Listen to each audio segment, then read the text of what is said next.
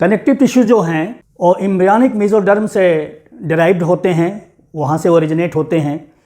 और connective tissue में दो चीज़ें बड़ी इम्पॉर्टेंट हैं। एक तो इनके वेरियस टाइप्स के सेल्स होंगे। इसमें सामान्यतया टिश्यू में तो एक सेल का ग्रुप होता है जो सिमिलर होते हैं और सिमिलर फंक्शन करते हैं, लेकिन कनेक्टिव टिश्यू में वेरियस टाइप्स के सेल्स होते हैं और वो एक फंक्शन करते हैं या अलग अलग फंक्शन करते हैं।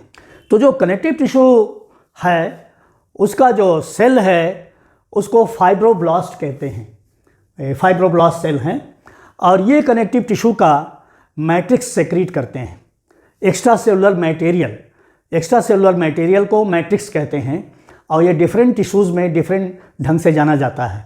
जैसे ब्लड में इसको प्लाज्मा जानते हैं और उस मैट्रिक्स में जो ग्राउंड सब्सटेंस होगा वो हर टिश्यू में डिफरेंट टाइप का होगा, एक ही जैसा नहीं होता है।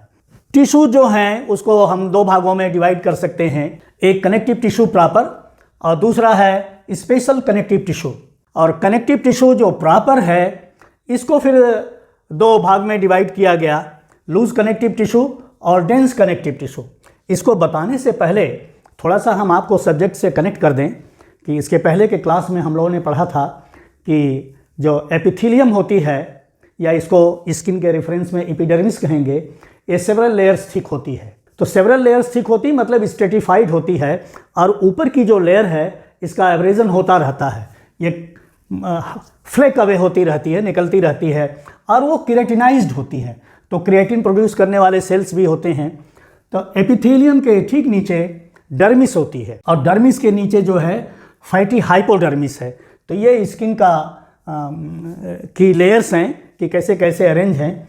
ये थोड़ा सा लूज कनेक्टिव टिश्यू का एक डायग्राम है जिसमें देखिए ये फाइब्रोब्लास्ट सेल है, इसके द्वारा सेक्रीट किया हुआ मैट्रिक्स होता है और मैट्रिक्स में जो है डिफरेंट फिलामेंट्स पाए जाएंगे। देखिए इसमें लूज कनेक्टिव टिश्यू जिसको अरियोलर कनेक्टिव टिश्यू भी कहते हैं, ये कोलेजन होगा, इलास्टिन होगा और रेटिकुलिन होगा, ये सब मैट्रिक्स में पाए जाएंगे। फाइब्रोब्लास्ट सेक्रीट करेगा मैट्रिक्स और इसमें बहुत सारे और सेल्स होंगे।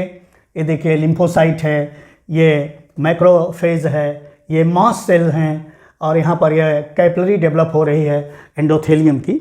और ये कोलेजन फाइबर्स हैं, कोलेजन इसमें रहेगा जो इसको स्ट्रेंथ प्रोवाइड करता है। और इसकी जो लोकेशन कहाँ होगी, लूज कनेक्टिव टिश्यू ये स्किन के नीचे और आर्गन्स के बीच में ये कनेक्टिव टिश्यू होता है।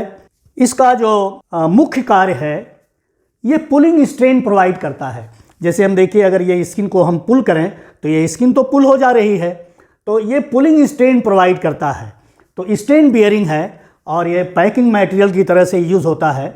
ऑर्गन्स और स्किन के बीच में ऑर्गन्स को अपने जगह पर लोकेटेड रखता है और उसके बीच में पैडिंग का काम करता है, पैड की तरह से काम करता है। इसके बहुत सारे फंक्शंस हैं, जैसे ये सपोर्ट करता है टिश्यूज़ को, ऑर्गन्स को, इंसुलेशन, पैडिंग करता है तो इंसुलेशन करता है, हीट को कंजर्व कराता है, ये फूड का स्टोरेज करता है।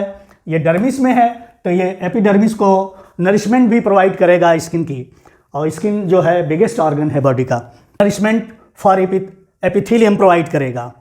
इसके कौन कौन से सेल टाइप्स होंगे, फाइब्रोब्लास्ट है, मास्ट सेल हैं, फिर इसमें फैट सेल्स भी रहेंगे और मैक्रोफेजेज रहेंगे।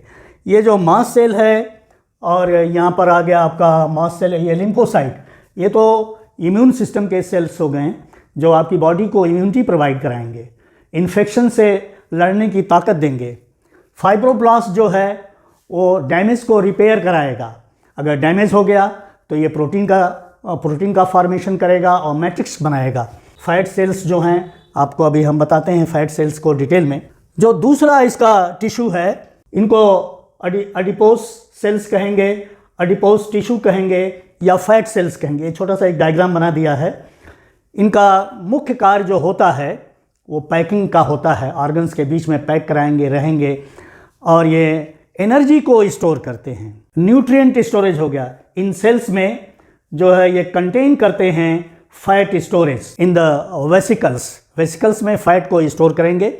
अब जब कभी बॉडी के किसी ऑर्गन को, किसी टिश्यू को एनर्जी की आवश्यकता होती है तब इसको ये फैट को ये हाइड्रोलाइज कराता है और फैट की हाइड्रोलिसिस से एनर्जी जाके मिलेगी उन टिश्यूज़ में। ये जब सेल्स मैच्योर हो जाते हैं, पर्सन एडल्ट हो जाता है, तो एडिपोज सेल्स के जो नंबर हैं वो बॉडी में कांस्टेंट रहते हैं। एडिपोज सेल्स के जो नंबर हैं एक एडल्ट पर्सन में घटते बढ़ते नहीं हैं। अगर कोई पर्सन वेट गेन करता है तो इसका मतलब ये हो जाता है कि ये जो एडिपोज सेल्स हैं ये लार्ज हो रहे हैं, बड़े हो रहे हैं और उसमें फैट जो है वेसिकल्स में भरता जा रहा है। यदि कोई पर्सन वेट को लॉस्ट कर रहा है, वेट का लॉस हो रहा है, तो इसका मतलब ये होता है कि वो जो एडिपोज सेल्स हैं वो श्रिंक कर रहे हैं, लेकिन इनके नंबर कभी घटते बढ़ते नहीं। इसका मतलब ये हो गया कि ये सेल एडल्ट पर्सन में डिवाइड नहीं करते हैं, सिर्फ इनकी साइज जो है लार्ज हो जाती है या स्मॉल हो जाती, श्रिंक कर जाते हैं। जो दूसरा कनेक्टिव टिश्यू प्रॉपर का है वो है डेंस कनेक्टिव टिश्यू। इसको फाइब्रस कनेक्टिव टिश्यू भी कहेंगे क्योंकि इसमें फाइबर्स जाते होते हैं। ये देखिए ये फाइबर्स हैं तो ये फाइब्रस होगा। और इसमें एक चीज़ और होगी, इसमें ये जो ग्राउंड सब्सटेंस है मैट्रिक्स में उसका अमाउंट बहुत कम होता है। ग्राउंड सब्सटेंस बहुत कम अमाउंट में हो जाएगा, लेस ग्राउंड सब्सटेंस। और ये टाइटली पैक्ड कोलेजन फाइबर्स होते हैं। ये देखिए कोलेजन फाइबर्स हैं, ये टाइटली पैक्ड होते हैं। ये क्या करता है बॉडी में, ये बॉडी को फ्लेक्सिबल बनाता है। फ्लेक्सिबल होती है बॉडी और स्ट्रॉन्ग कनेक्शन ये इस्टेब्लिश करता है ऑर्गन्स के बीच में। इनके में भी पाए जाने वाले जो सेल्स हैं वही फाइब्रोब्लास्ट हैं। जो फाइब्रोब्लास्ट लूज कनेक्टिव टिश्यू में पाया जा रहा था वही सेल जो है फाइब्रोब्लास्ट यहाँ भी है। और यही फाइब्रोब्लास्ट जो है इसकी प्रोटीन बनाएंगे, इसका मैट्रिक्स बनाएंगे, इसका ग्राउंड सब्सटेंस बनाएंगे।